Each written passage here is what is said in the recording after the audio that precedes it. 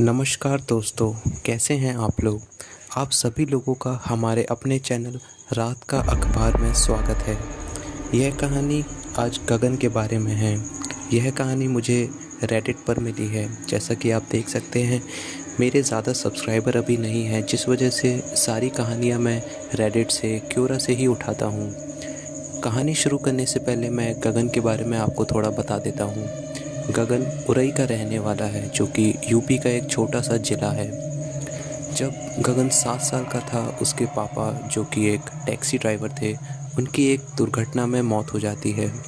पिता के मरने के बाद जो गगन की मम्मी होती हैं, वो सब्जी बेचना, लोगों के घरों में झाड़ू पोछा करना, ये काम करके अपने बच्चे का और ख़ुद का पालन पोषण कर रही थी।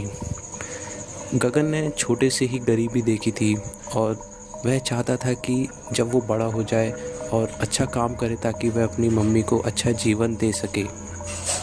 जब 2016 में गगन अपनी 12th क्लास कंप्लीट कर देता है और वो सोचता है कि अब मैं सरकारी एग्ज़ामिनेशन की तैयारी करूँगा और एक बड़ा अफ़सर बनूँगा।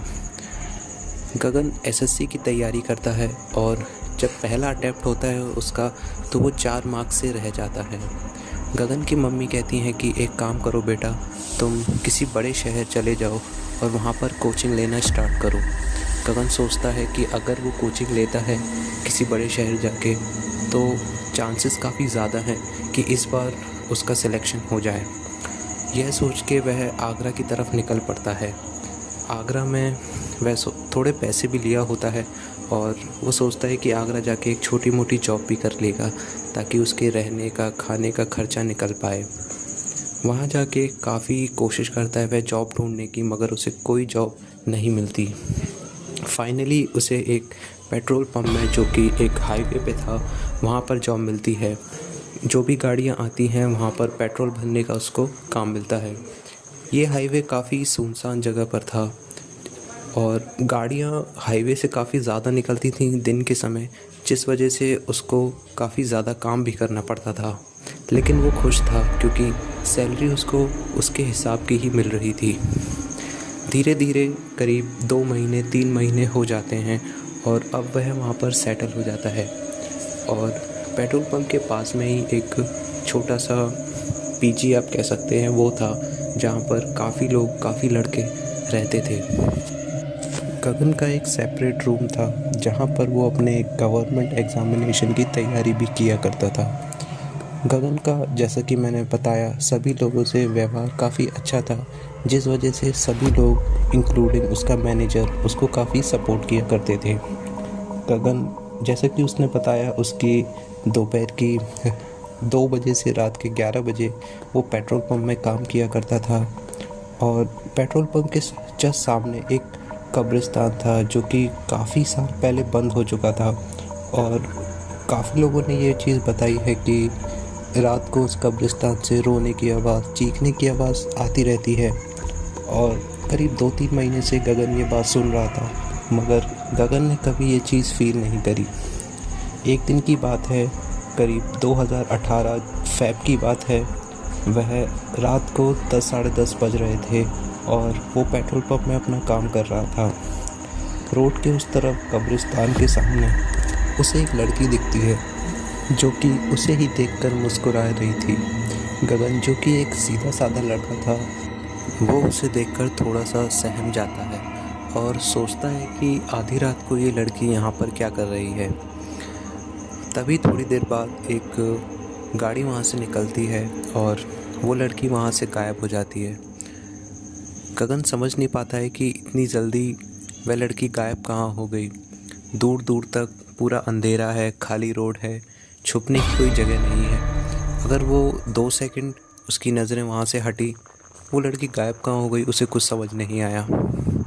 खैर, गगन ने अपना काम ख़त्म किया और करीब 11 साढ़े 11 बजे काम ख़त्म करके वो अब वापस अपने रूम पर चला गया।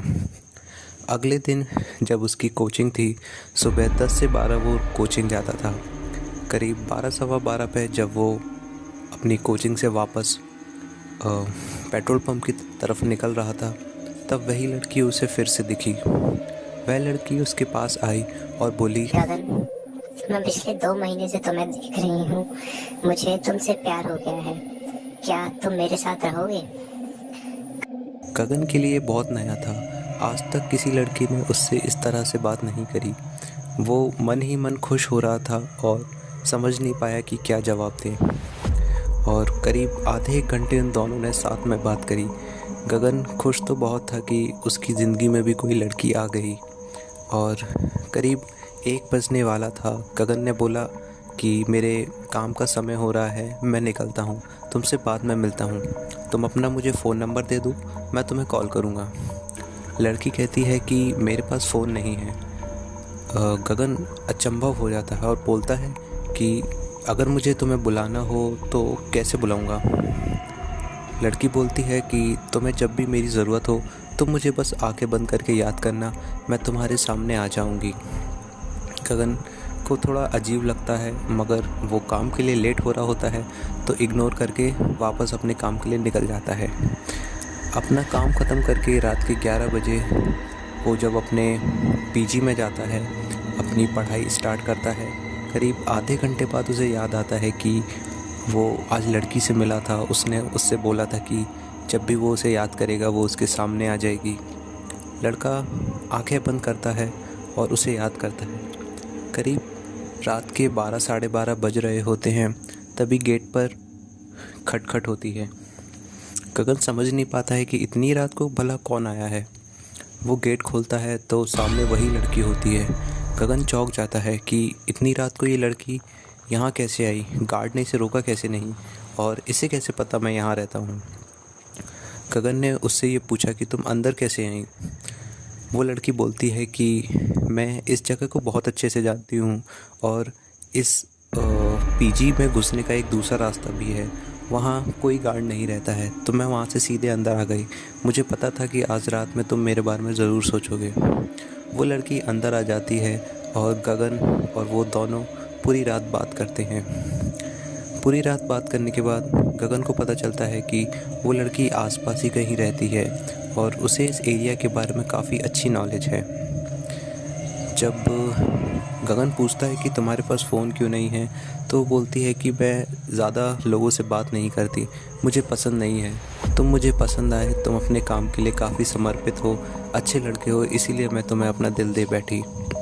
गगन को सुन के ये खुशी हुई और पूरी रात बस वो ऐसे ही बात करते रहे। और बातें करते करते कब गगन की आँख लग गई गगन को पता भी नहीं चला। सुबह जब उसकी आँख खुली तो उसने देखा कि वो लड़की वहाँ पर नहीं है।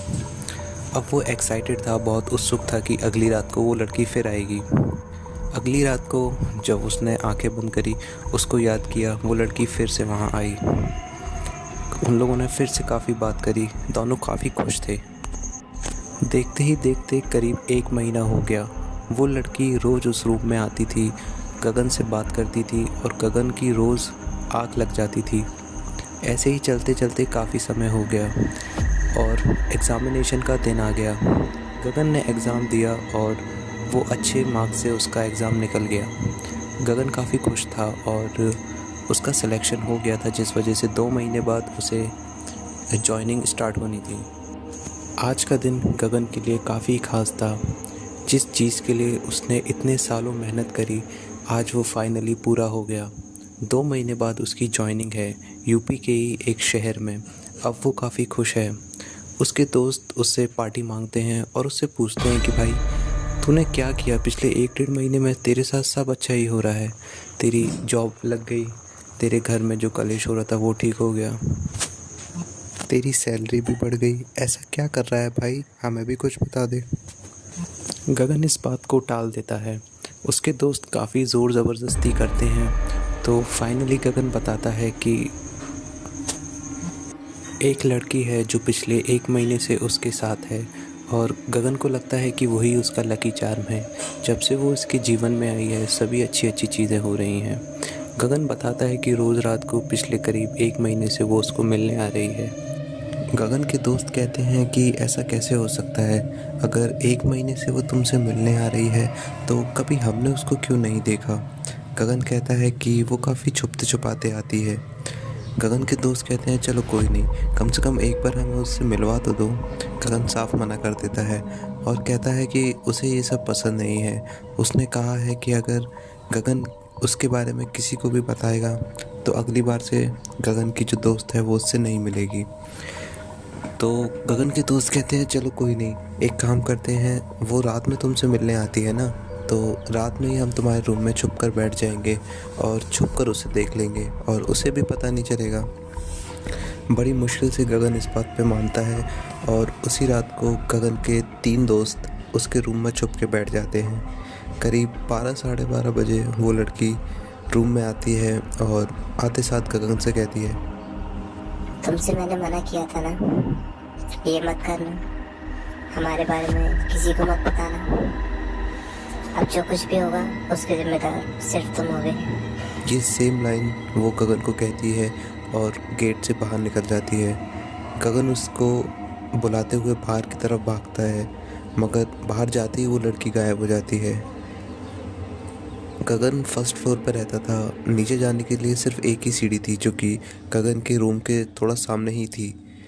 वो सीढ़ियों की तरफ देखता है तो वो लड़की वहाँ नहीं होती है। वो समझ नहीं पाता कि एकदम से वो कहाँ गायब हो गई और फिर उसके बाद वो कभी नहीं मिली। जब गगन रूम में वापस आया तो उसके दोस्त वहीं पर बैठे हुए थे और वो उन दोस्तों पर चिल्लाता है कि देख लिया, तुम लोगों की वजह से वो गुस्सा हो गई। गगन के दोस्त कहते हैं कि भाई तू किससे बात कर रहा था, रूम में तो कोई आया ही नहीं। गगन कहता है क्या मजाक कर रहे हो। उसके दोस्त बताते हैं कि हाँ, गेट तो अपने आप ही खुल गया था और किसी की परछाई सी दिखी थी हमें और तू उस परछाई से बात कर रहा था। फिर वो चली गई या चला गया जो भी था और तू उसके पीछे पीछे भाग गया, हमने तो यही देखा। गगन समझ नहीं पाता है कि ये सब क्या हुआ और धीरे धीरे कुछ दिन निकल जाते हैं। गगन को चीज़ें कनेक्ट करने लगती हैं। वो समझने लगता है कि उसके साथ क्या हो रहा है। कभी भी वो लड़की किसी और से नहीं मिली, सिर्फ उसी से बात करती थी, आधी रात को ही मिलती थी। उसके पास फ़ोन वोन कुछ नहीं था। गगन को लगने लगा है कि शायद वो इंसान थी ही नहीं। अब जैसा कि मैंने बताया 1 महीने बाद उस लड़के की गगन की जॉइनिंग थी, तो काफ़ी वो डिप्रेस रहने लगा था इन सब चीज़ों की वजह से। बुखार होने लगा, ऑफिस वो देर से जाने लगा।